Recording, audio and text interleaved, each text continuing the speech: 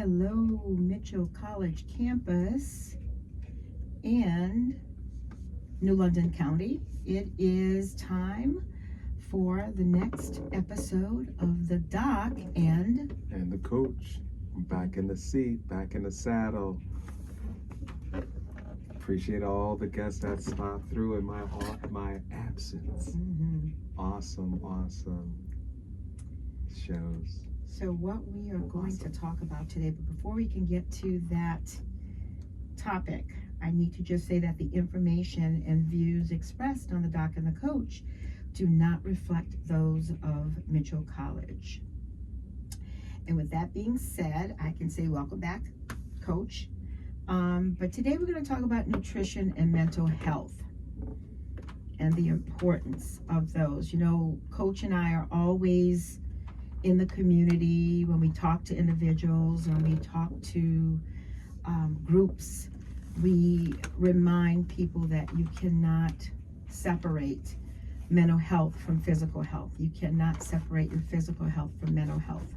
That the cellular processes are intermarried and intertwined, and they do impact each other. So today we're going to look at that, Coach, and what that means. That's what's up. That's good stuff. Like all that to say is, there's a reason you get hangry. There definitely is a reason for hanger. You know, at the cellular level, right? Metabolically, of course. So I mean, if you're hungry and then you're dealing with people as you're hungry, that's hangry. Like, if I'm hungry and now I got to deal with you, I'm hangry. I feel like I need to eat because I can, once I'm not so hungry, I can deal with you a little better. See, you didn't went to the cellular level. I'm just trying to keep it at life. Just keep it at life. Because because like you tell people, Coach, that the best tool you can have is breathing, right? And when you're hungry, yeah, the best. I mean, breathing. You go ahead and breathe when you say you're hungry. I didn't try that before, man.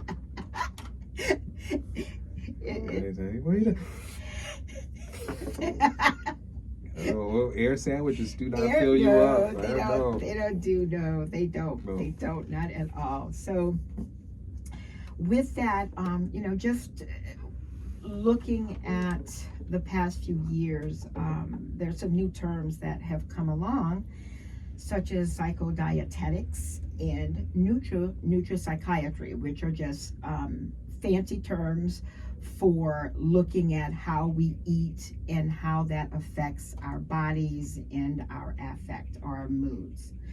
More so, I think in the last 5 years, there's been a bigger move to really look at and I'm going to say macronutrients and micronutrients and those terms that I'm not very familiar with. I know I talk with people about it, Coach, but people talk with you about that more than they do with me. I know, it's my hobby and my job. So, and I've been doing this for over 30 years. So it's once again the psychology of, hey, you're probably just going to be a little easier to deal with when you've had something to eat, right? Like, there's been every phase in life that I've heard this. It's like, okay, if you're going out there to talk to somebody that's starving, like, and you're trying to offer them something, well, you might want to start with what they need.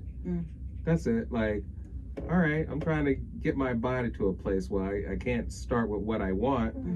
Literally, the best place to start is what you need, right? Well, knowing those differences and stuff. So, just breaking it down and knowing what we need for our bodies and stuff. And people say, oh, we should get that education in school.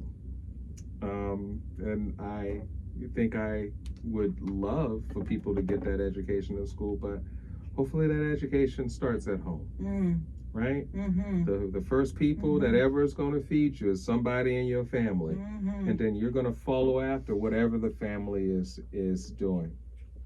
It's funny that we're talking about this because earlier today, I was looking at TV and they were talking about Japan, Mm-hmm. and there's only like 4% people in Japan that are overweight. 4%? Wow.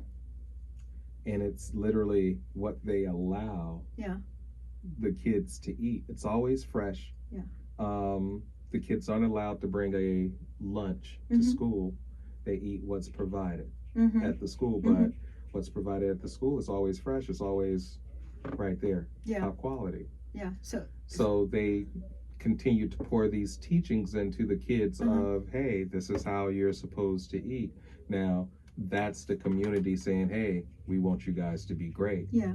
Does happen with the community as well. Yeah. You Community. would think you got to have people to support these kids, because I don't know how many times someone has said, hey, nutritional coach, why don't you go into the schools? And I was like, why don't you ask the parent that's going to have the conversation with that kid after that kid finishes listening to me and saying, hey, look, this is what's going on. Yeah. And, you know, how does this make you feel? Yeah. Now, what can a child do but go to their parent and say, hey, mom, why am I eating these this sugary food that's making me crash in the middle of the day? And then you don't understand why I'm flunking math, but math happens to be just after lunch. And just after lunch is when I crash, and you have that crash, that sugar crash. You know, it's interesting because I was reflecting on what you were saying, because aside from being a psychotherapist, I still have my professional teaching license. And I remember, because I taught early on, I taught pre-K, kindergartners, first graders how to read. And I remember we would always talk about getting the kids connected and wanting to read. And the first thing we would talk to them about is like, hey, when you're sitting at the breakfast table and you got your cereal box and you're looking at that and learning and looking for words. But it's interesting, Coach, because I'm thinking about the sugars now. And I know when we were growing up, you know, reading the labels, because I would talk to the students not just about reading, but understanding and looking at labels early on to be able to understand what they're eating and what they're putting in their systems. But it's the added sugar, because you're talking about Japan, and someone I know, I just spoke to someone who came from Japan, and they said, interesting enough, a lot of their diet consists of seafood, fish and seafood. And that was their take on it, because they said everywhere you went, there was fresh food. There were, you know, little shops or little trucks set up where you can go out and get fresh food. And a lot of it was seafood. What are you trying to tell me? No, I'm saying interesting enough, because you said... I mean, yeah, the diet is the diet, but literally for it to happen, it has to be a cultural thing. Yeah. Even if the diet is seafood. Yeah. Right? There's places in America right now where it's it's a high seafood diet. I wish I could, you know. But there's balance with that.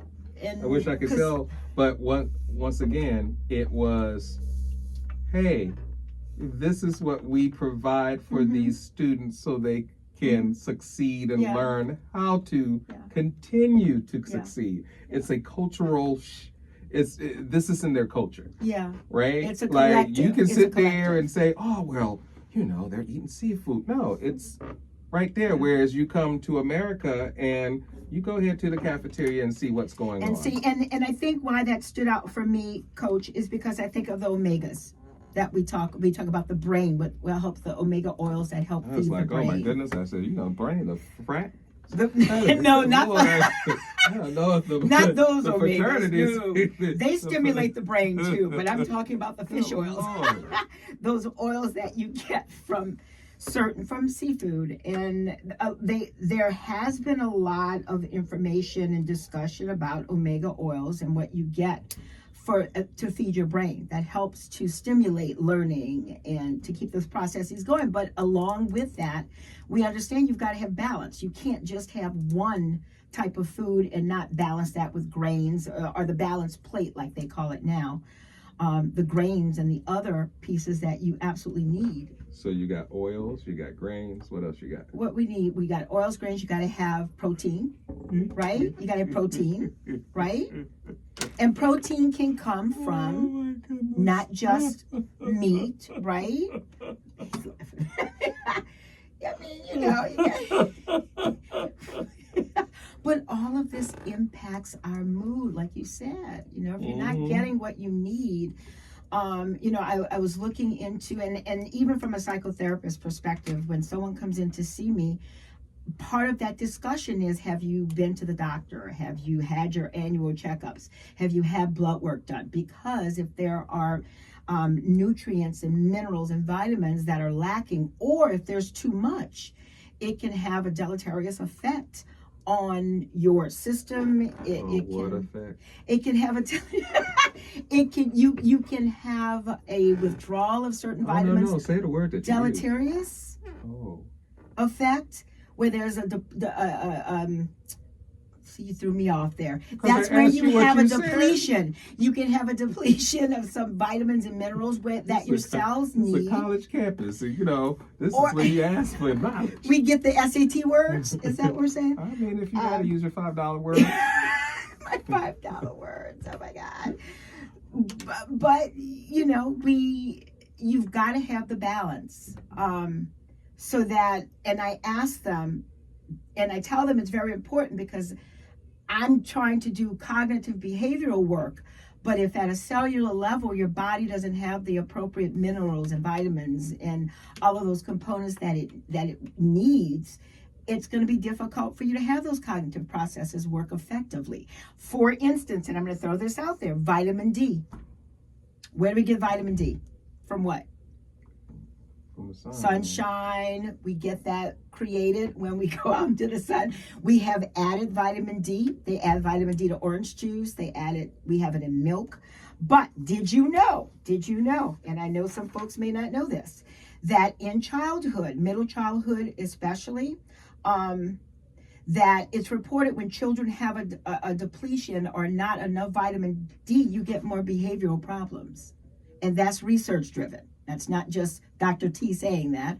I'm using my research. So it's important to understand. Hey, Dr. T. Yes. You've probably been alive for over 30 years. I'm going to say, because you got kids that are over 30. So I'm going to say least, you got at least one. So here's my thought to things of, hey, does this just make sense? Mm-hmm. There's less sun during the wintertime. Yeah. So then there's less vitamin D. Mm-hmm. And therefore, people feel a difference in the wintertime because of this less supply of sunlight. Or brain fog is what they usually call it. Does that make sense though? It does. It does in the sense where we can understand why they add it to milk. You have vitamin D in milk, and you have vitamin D in orange juice. Please stop adding things. We're talking about just getting vitamin D from sunlight, right? Yeah. So if there's less sun during the wintertime, right, and you're seeing, right, you see the correlation between the wintertime and there being less sun and people feeling like the difference. And you have seasonal affective disorder. Yeah. Yeah. You get sad. Yeah. Right.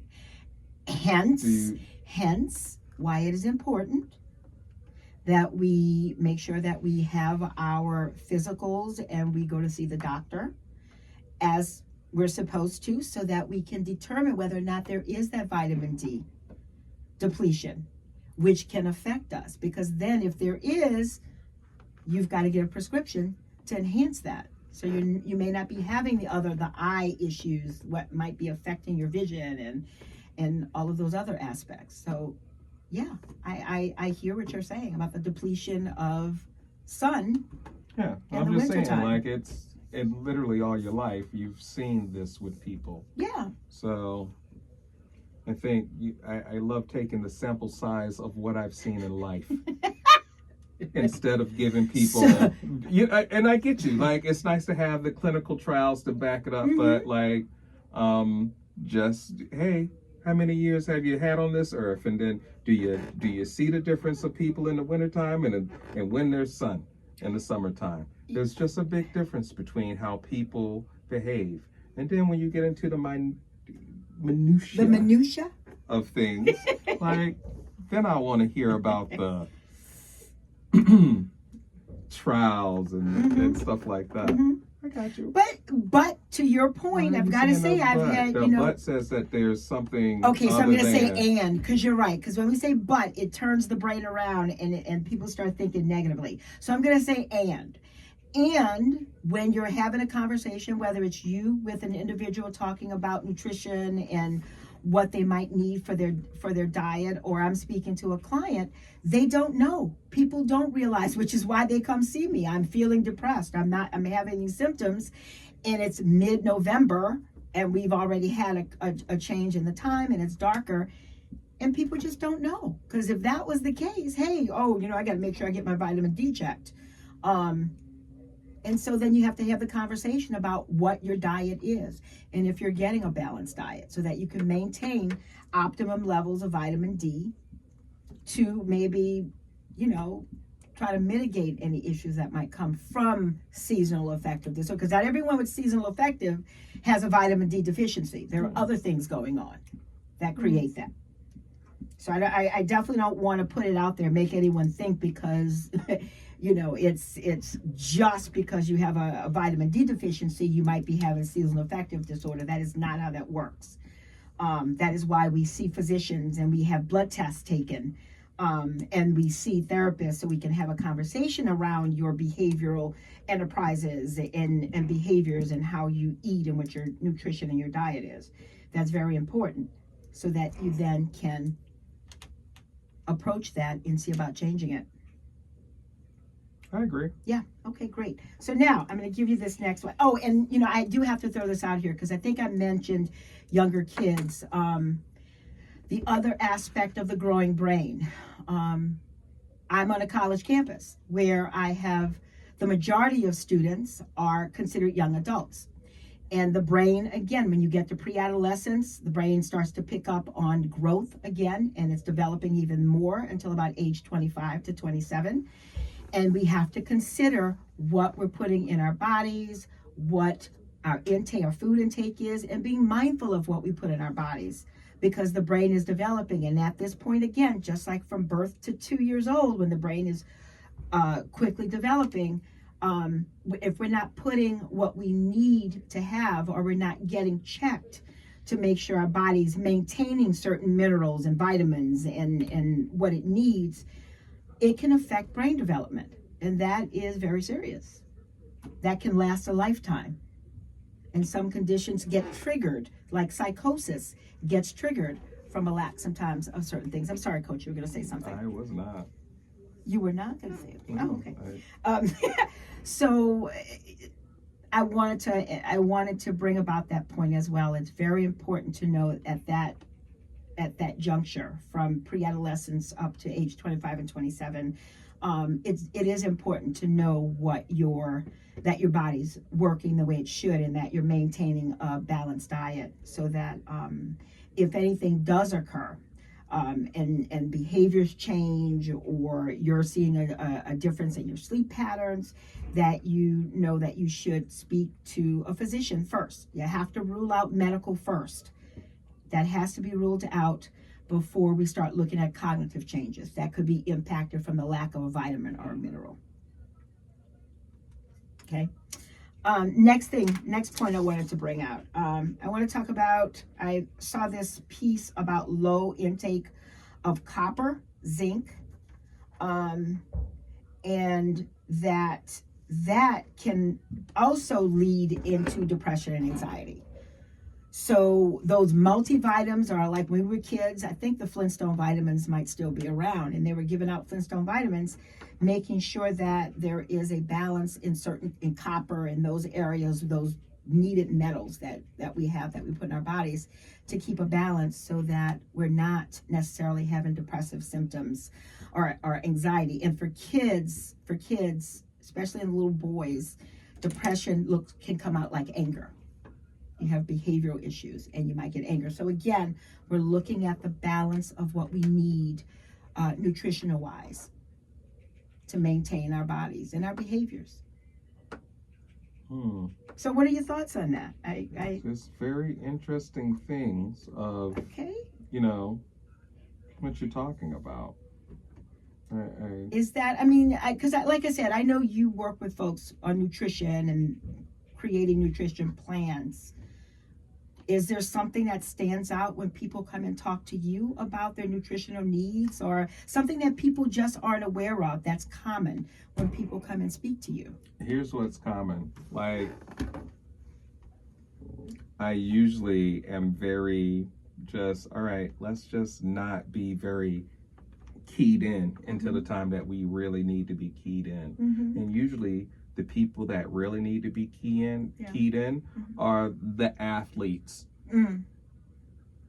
Right? Because this is how I make my money, so I am competing against someone else that also makes their money doing what I do.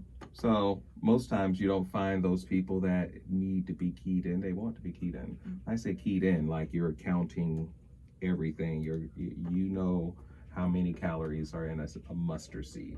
That's keyed in. Oh, that's really keyed in. Mustard seed. Yeah, keyed in. But what I tell people is, hey, look, take your weight and get on a scale and add a 0 behind it. That's usually around how many calories you probably need to be taken in. Now, at the point in time that you get this number, then I say, all right, the next thing we're going to do is you're just going to track your food, right?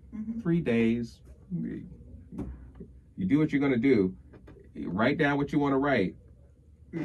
I need the information to actually see what you're doing. If you're trying to write stuff down so I'm pleased, it's not going to work. Like, this is about you at the end of the day. So please, you're not lying to me. You're lying to yourself if you don't write down what you're eating. Because I take that information and then say, all right, now let's find all the calories, all the stuff. Let's see how much you have actually taken in. And usually people find that they have overeaten by 1,000. Oh, wow. Now, if you're eating and overeating by 1,000 calories in 3 days, guess what you got? Extra calories? 1 pound. 1 pound for every 1,000 calories? For 3 days. Okay. Yeah, all right. 300 calories. Like once you get to that, that's probably that's roughly around 1 pound. Okay. So, and once again, I'm not keyed in. I'm not locking in. I'm just saying, I understand this. Once you start getting your body into a caloric intake and it's not a deficit, like you're going to gain weight. That's it. Like you're taking in more and the body says, I can use this. And then I'll put this right here on your little love handle. Right? So that's what happens. But it is interesting because the average person thinks, oh, if I stop eating, if I just don't eat as much, I'll lose weight. And a lot of people, at least I'm going to say from my experiences, my observations, clients that have come in to see me, there is that thought, oh, I need to lose weight, so I'm just going to stop eating, which then puts the body into what we call starvation mode, right? Because you're not getting. I don't know what the people are doing, doctor. Well, no. What I'm saying is, I get where you're going. Yeah. But I'm not taking nobody to starvation mode. I'm not walking you through this. It's just what I need you to key in on is that you're talking to college students. Like that's the rate. I feel like that's who I am. Hopefully this is going to a larger audience. But like I'm going to try to just keep it to that college student. And this is me. We're on college campus, so right. College student. You keep it college campus. Like to say, oh, you're starving yourself. That might be the right thing to do. That's why I'm not going to just kick it. Like it might be, hey, look, you just need to stop eating. Like literally, when you those fasting times. Or once you go past 3 days, the body goes into like another little realm of healing itself. So once again, sometimes not eating is the answer. That's why I always like to keep information very general, because it's just too many people that could be listening. But I think my And- concern comes in, Coach, is when people don't know, and you've got a So wide that's- array of people doing different things. That's why I am not saying, hey, don't eat, Mhm. because that might be somebody's answer. You get what I'm saying? Mhm. I get what Okay. you're saying. Oh, you're gonna go into starvation mode. Let's just keep it to knowing what's going into your body, because Okay. that's what I'm tracking right now. Okay. Not going to the point where somebody just shuts down Mhm. eating. I want you to know what you're eating, Mhm. right? Mm-hmm. Right. It goes down to treating your body like that fine car. Mhm. You can either have a Ferrari, Mm. or you can have that old 1960 Yugo. You go. Like, you can have those two things. You go. Oh my And God. you're going to treat the Yugo a certain way. You're going to treat the Ferrari a certain way. Yeah. I understand what it is to put unleaded gas in a car that should have premium gas. Mm. And that's Mm. usually what's happening with the human body. Mm. You're not putting in the best stuff. Okay. Because once I say, hey, Jimbo Baggins, you need 2,100 calories. Mm-hmm. And sit down with Jimbo, and Jimbo gets in 2,100 calories. Mm-hmm. Mm-hmm. But Jimbo's not losing the weight, even though he's at that deficit. Yeah. So now we got to look at what he's actually taking in, Mm-hmm. right? And that's when we get into the conversation of macros Okay. and stuff like that, because it's all right, you got to have a certain level of fats, you got to have a certain level of carbohydrates, Mm-hmm. got to have a certain level of protein. Mm-hmm. Those are your macronutrients. Okay. What you were talking about, the zincs, those are your nutrients and minerals and stuff like that. Okay. Your vitamins, all Okay. gets into that. Yeah. But your macros, Mhm. usually those three things: Yeah. proteins, fats, Mm-hmm. carbohydrates. Okay. I knew, beyond a shadow of a doubt, Yeah. that people can hit their carbohydrate goals. Right there, 100 times out of 100 times, you're probably going to hit your carbohydrate goals. Uh-huh. What they find is that the protein, Mm. right? Yeah. When you should be eating 100 grams of protein, Uh-huh. or it comes down to just a regular everyday person. Once again, we're going to just go with your body weight. However much you weigh, times 1. Okay. That's probably how many grams of protein that you need. Mm-hmm. Like, you need your body weight in protein Mm-hmm. per Mhm. grams. Body weight. So I'm like 245. So if I want to stay right here, 245, Yeah. I need 245 grams of protein in my diet. Oh, okay. Well, that's easy enough to think about it that way.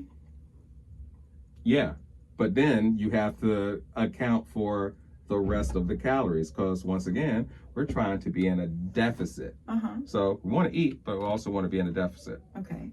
The reason why I concentrate on people's protein Mhm. is because it's harder than what you think when you don't think about it and you Yeah. don't know. Like, you can lay out, chicken breast steak, Mhm. and then add it up, but it may not get you to that number that Okay. you need to hit. So now you got to start looking for these other sources of protein. Mm-hmm.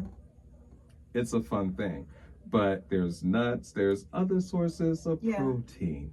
That's it. Eggs, however you decide to go Yeah. about it. You can do protein shake, Mhm. yogurt, Mhm. like cheese.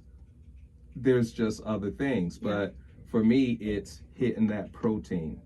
And why? Because protein's the building block. Protein's the thing that you should have in your body when you're sick. Right. And I guarantee you, it's the one thing that you don't have in your body when you have a sickness. Yeah, because Coach, the last few years, everything has been carb. Oh, you got to watch your carbs. You can't. Oh, you got to take the carbs out and keto. So, and just recently, as you're saying, in the last couple of years, I've been hearing more about protein. It's the protein that you need to pay attention to. You need to have a balance, but people overlook protein and how to find what they need for their protein. And is that something, Coach? Let me ask you: where can they find? Do they have to consult with a physician? Google. Just Google it. Just Google it. Okay. Google, like, once again, it's tracking what you already eat. Like it's thinking about what you already think is protein. It's like, am I getting proteins from these baked beans? Yeah. Am I getting protein from this burger? Am I getting protein from this chicken? Yeah. Like it's looking at what you take in and then knowing. Because if I'm going to have someone hit a number, I want you to hit that protein number, because hitting that protein number, like protein's harder to break down. Protein's going to, make you less hungry. Protein's going to be that one thing that your body uses when you're sick. It just is. That's what protein does. And that's what you have to, where we have to make sure that we are getting enough protein in our diets. And then being able to calculate that, because I found one of the formulas that you talked about, and like you said, you got to put your weight in, and even like you said, being honest, because it's that stigma when I've spoken to clients about their diets and talked about what they eat, and when you get around, it's almost like asking people what their weight is. They get really shy and they start feeling self-conscious, and it's like, okay, so we need to just keep a 3-day journal of what you're eating. And people have come back and they're afraid to put certain things in it. Like you said, you're lying to yourself. You can come and sit and tell me anything, but you're lying to yourself. And if you have a goal that you're trying to attain, you're not going to get that. But it's, again, I think it's that stigma. Or so how can they feel better about the stigma, Dr. T? Because this is what you need. How can you feel? Look here. Yeah. I need to do better, but now I feel bad about the truth. Yeah. And I understand it. They were like, oh, you poor chunky monkey. Yeah. This is where you're at right now. And once again, it's taking pride in ownership of yourself.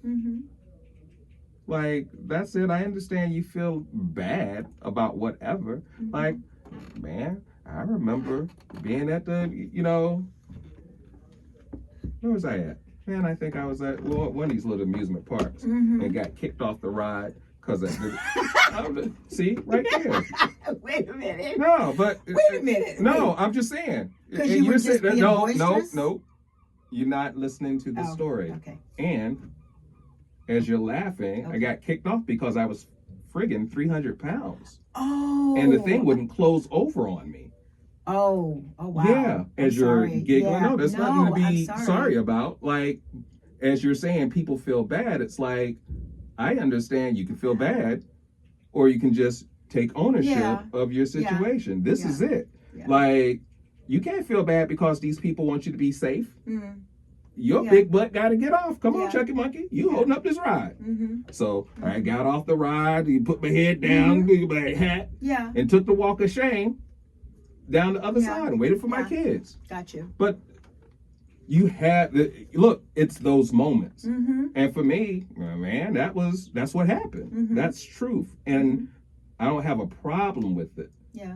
But like if you sat there and laughed at somebody else, the little heart would have been broken because you're like, oh, I'm trying to open and expose myself. Yeah. Jeez, Dr. T. Yeah, all right. I know, Coach. No, but I'm just saying. I feel and you. That's the thing. So, and that's why I asked, how can you get people to feel better about, hey, this is where you are. This is how you feel about yourself.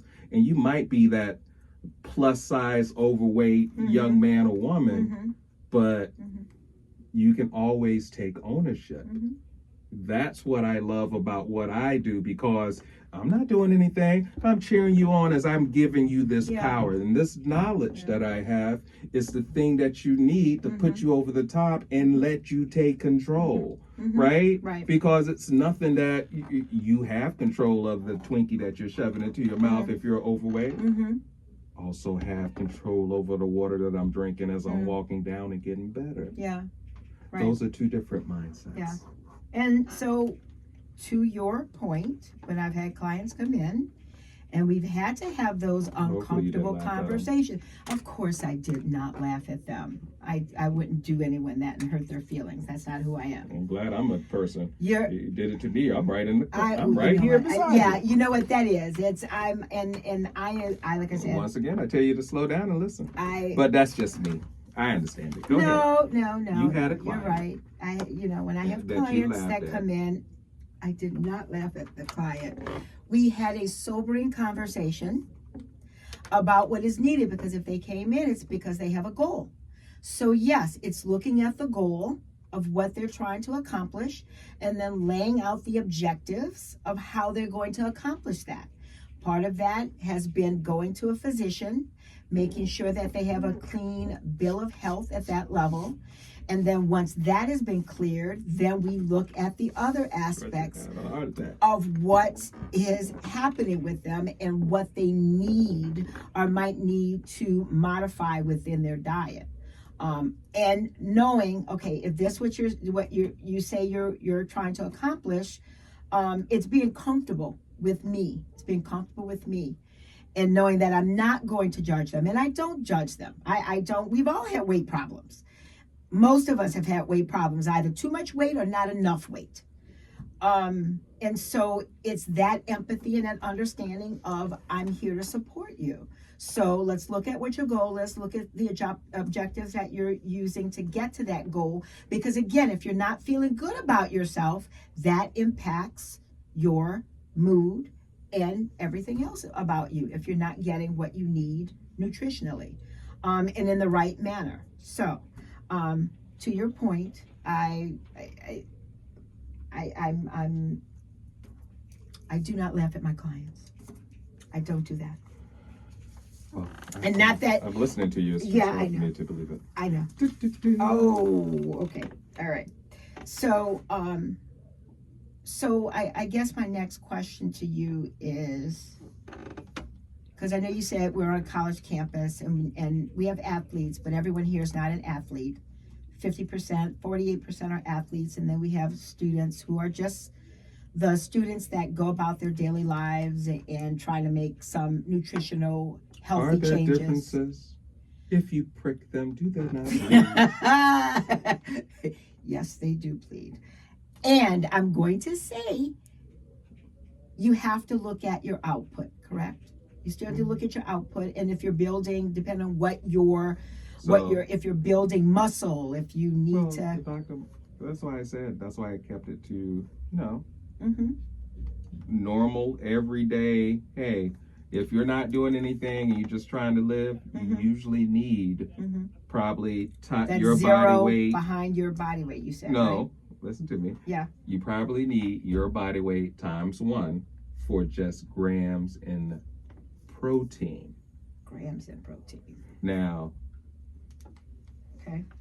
that's it. Like, as you are more active, Mm-hmm. the grams in proteins go up. Okay. Like, I understand, like, I need more grams in protein than you, Mm-hmm. right? Mm-hmm. And that's the difference between just our physicality, not Okay. even starting with you being a woman and Yeah. you being a man, but just, Yeah. I'm going to be a little more physical because I'm training, running, Right. jumping, and you're sitting across from Right. somebody and it's more, mental. Yeah. But that higher level demand on the body, Mhm. you have a little more protein in there. Mm-hmm. Like, there's a little more breakdown going on. So you want to have those things that are going to also come in and replenish. Okay. Okay. Same differences. Like, if you're breaking and, using muscles, breaking them down, you got to also, once again, Yeah. have protein, which is the building block of the body, right? So Right. body goes in and makes those repairs. All of that goes into play. Okay. And I guess for me in my head, Coach, I'm always wondering, like, seeking good advice, because I know you said Google. Where do you suggest students, when you go onto Google? No. And when I say Google, I'm telling people to start with their own, hey, don't you sit out here and oh my God, I need to get these sources. Start with what you're eating. Mhm. Start with everything. Mhm. I'm going to go, like, I would tell people to go away from processed foods, right? Mm-hmm. Like Google that and see what defines processed foods. Mm-hmm. Because once you go away from processed foods, you'll find that there's less things on your list that you should eat. Okay. Like, what was it? Last summer was a kielbasa summer. I love kielbasa, but you know what kielbasa is? It's processed meat. So guess what? Off the list of proteins. Wow. Beautiful thing. And all of a sudden you start looking at what's considered processed and what's not processed. Yeah. And then you get down to it and like you're also trying to live life. So you're trying to get the things that are more simple. So sometimes deli meat is simple. Make a sandwich, do a wrap. Yeah, boom. right. Once again, Processed. So I would start with just this. Let's think about what foods are processed. Okay. Like right now, I say this because the age group for people getting cancers and stuff is now getting lower and lower. Yeah, and it's because processed this foods. last generation ain't done nothing but Lunchables and processed foods. Yeah. Whereas me and you growing up, man, grandma's in the kitchen cooking. They out there picking collard greens. It's a lot of fresh stuff. And us running around as kids, we're eating apples, blackberries. We're living high off the hog, you know, scopadon trees. Like we're eating all these things, but this is wild stuff that's just free grown and free range, basically. We're free range kids. We go over here and get an apple off the tree. I know where the blackberries are. We get some blackberries over there.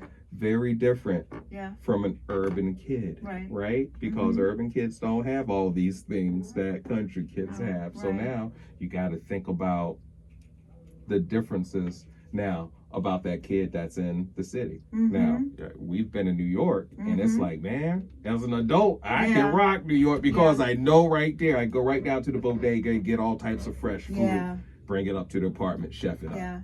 But it's knowing where people are from, knowing what they have access to. There's a lot that plays into it. But personally, it's always going to come right back down to, hey, look, I know you're going to hit those carbohydrates. I don't want you to focus on that right now. I want you to focus on your protein and how that protein should look in your life. Because if you just get the level of protein, like everything else can come behind that. I feel like, as far as calories. Like, all right, hit the protein calories and then, all right, add the carbs and the fat and stuff. And then you'll probably find yourself right where you need to be.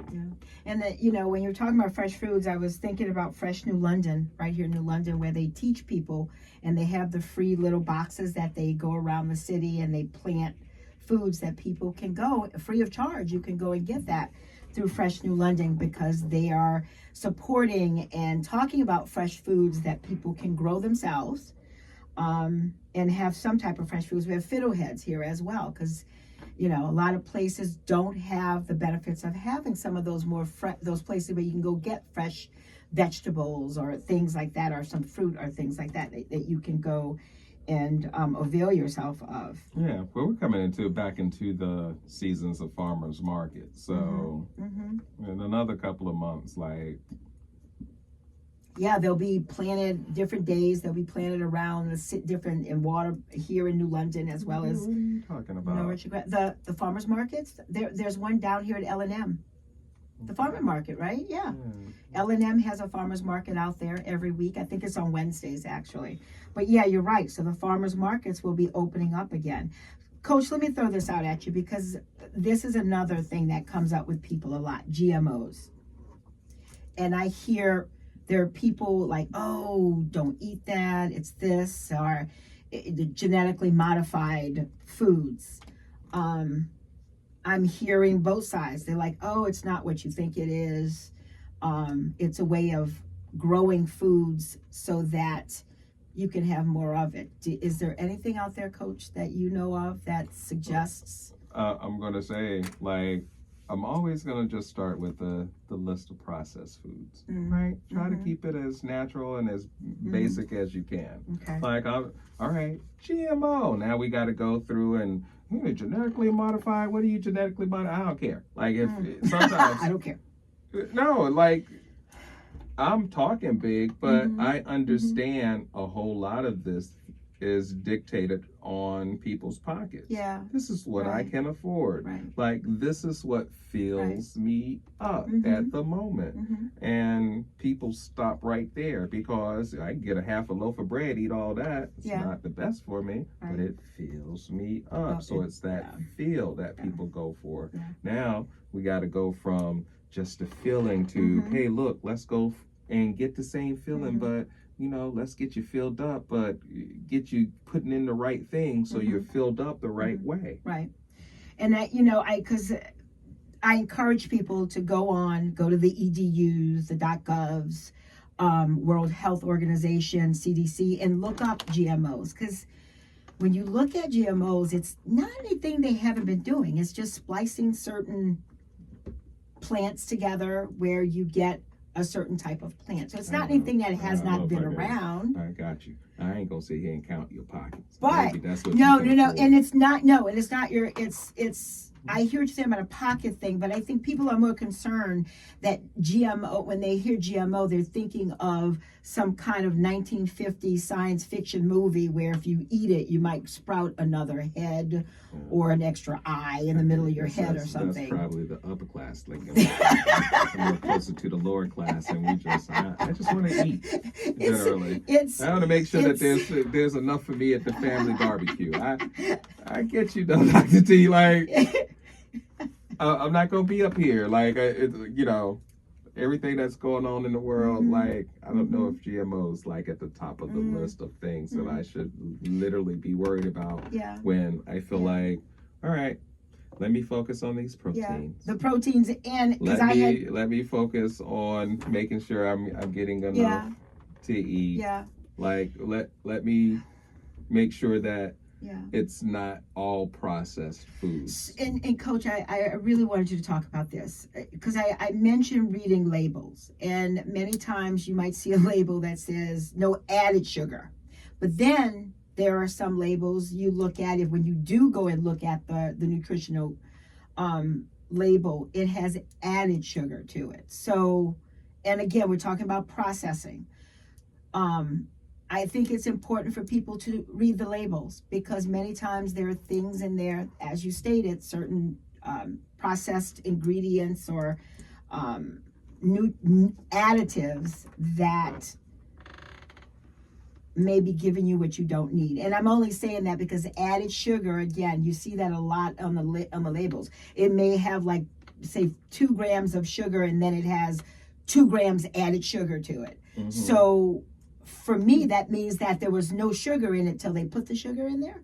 That's what it sounds like. Okay, all right. I'm making sure, because again, I mean, you start with no, like low in sugar or something like that, and then when you look at it, it says added sugar, so they're adding processed sugar, possibly. Still low in sugar. It's okay, but and then you have to make the decision. So what are we talking about? Are we talking about people adding things to products? Or are we talking about sugar in general? Because it's two different the processed things. sugars, I think, is what I'm concerned with. That's what I guess that's my concern. I love Chef Boyardee's beef raviolis. Well, I guarantee you, if you look at that can, and I it's have probably going to have some added sugar. Yes, and I have. Guess what James is always going to buy when he has a craving? Chef Boyardee. Chef Boyardee's beef raviolis with all the added sugars and stuff. All the added sugar. I'm just not doing it all the time. And when people say added sugars, that's like, okay, these tomatoes were okay. Now we took sugar, 2 tablespoons, and added it to this mix. Did I just add sugar? You did. Was the sugar there initially? No. I added sugar. Added sugar to Did I tell you I added sugar? You did. You did. There you go. But it's about balance, and I'm glad you brought that up too, because I know you said, oh, I looked at the kielbasa. It's processed, a lot of processed foods like wieners and hot dogs. You take leftover meat and you push it together to make a product. But it's about balance. I mean, it's up to the individual to say, I'm going to cut kielbasa out totally. I won't eat kielbasa again. Or, and I think I did hear you say this a little earlier, hey, I'm not going to eat kielbasa this week, but 3 weeks from now when I go to that barbecue, someone might fix it. So maybe I'll treat myself and have a little kielbasa. So there's nothing wrong with balance. It's just making sure that we're not overdoing it. We're not eating kielbasa every day, as opposed to just trying to find that balance or that plate that we talked about. Or just find that more natural thing that you're going to enjoy, right? Because if I can just go away from processed foods, then I'm not going to so much jack up processed foods. Like, I say Chef Boyardee's, but like literally, I would say, man, Chef Boyardee's probably hasn't been around in probably a good 8 months. Yeah. So I know it's coming up, but that's why I probably missed it. I know Chef Boyardee's probably coming up, but I also know it's more of a busy spring and summertime this year. So it's like, as you have goals and you set goals, what are you trying to do? Are you trying to get there today, tomorrow, the next week? And I feel like the more consistent you are in what you eat, what you put into your body, the quicker you achieve those goals. Okay. And that's what it comes down to. Each and every person, every one of us is important enough to really know, hey, this is what I'm putting into me. Like, I'm important enough to care about what goes into me. And because of my love for people, I learned how to tell people, hey, look, this is probably what you want to go into you. Like, you really do want to have these things. For me, it just makes sense that, all right, let's read about what protein does for the body. And once we understand that protein is the building block of the body, and protein is also that thing that the body goes to when you're sick and trying to heal, that means that I need protein. Now, if I then get to the point where I look and say, hey, I need this many proteins, but I'm not hitting that level, but I'm still hungry every time I eat, maybe, just maybe, you being hungry is the body saying, hey, I need you to hit this level right here because this is what I need. I need you to get this much protein. I need to get this much fat. I need you to get this much carbohydrates because this is what I need to subsist myself in this world. Like, if I'm getting all the carbohydrates, which once again, man, I understand that's the easiest thing to tell somebody, man, if you can just get this many carbohydrates, no problem. You can hit those carbs, that carb number every time. The protein number, I guarantee you start tracking that, you're going to be like, man, I'm not eating. I'm not eating enough protein. And so we were talking about balance, Coach. So now I have to ask, at least put this in there. Social prescribing. We're looking at how we eat, how we balance, and how that helps to balance our mood, but we can't forget that we have to also intermingle that with movement and getting out and being active to a certain degree as well. And that's a part of it, finding the balance within ourselves, our food that we intake, and just getting out there and being part of the community, and whatever that might be. The weather's trying to warm up.